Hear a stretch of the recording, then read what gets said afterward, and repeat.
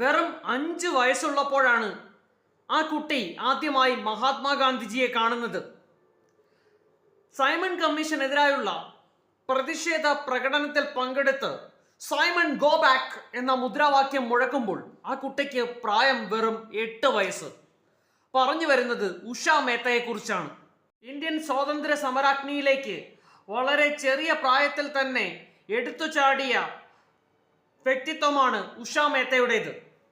തൻ്റെ പിതാവ് ബ്രിട്ടീഷ് സർക്കാരിൽ ജഡ്ജിയായി സേവനമനുഷ്ഠിക്കുകയാണ് എന്ന ചിന്തയൊന്നും ഇന്ത്യയുടെ സ്വാതന്ത്ര്യ സമരത്തിലേക്ക് എടുത്തു ചാടുന്നതിൽ നിന്ന് അവരെ പിന്തിരിപ്പിച്ചില്ല. 1942 ക്വിറ്റ് ഇന്ത്യ സമര കാലഘട്ടത്തിൽ ഒരു പ്രിക്കോഷൻ എന്ന നിലയിൽ, മുൻകരുതൽ എന്ന നിലയിൽ ബ്രിട്ടീഷ് സർക്കാർ പ്രധാനപ്പെട്ട നേതാക്കളെയെല്ലാം അറസ്റ്റ് ചെയ്യുകയുണ്ടായി. ആ സമയത്ത് ക്വിറ്റ് ഇന്ത്യ സമരം മുന്നോട്ട് കൊണ്ടുപോയത് ഉഷ മേത്തയെ പോലെയുള്ള യുവ നേതാക്കളാണ്. ക്വിറ്റ് ഇന്ത്യ സമരകാലത്ത് ഉഷ മേത്തയും കൂട്ടരും ചേർന്ന് സീക്രട്ട് കോൺഗ്രസ് റേഡിയോ എന്ന ഒരു പ്രക്ഷേപണ സംവിധാനം ആരംഭിച്ചു.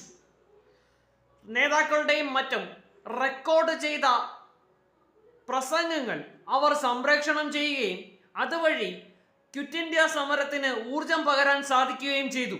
സ്വാതന്ത്ര്യത്തിനു ശേഷം ഉഷ മേത്ത ബോംബെ സർവകലാശാലയിൽ അധ്യാപികയായി പ്രവർത്തിച്ചു.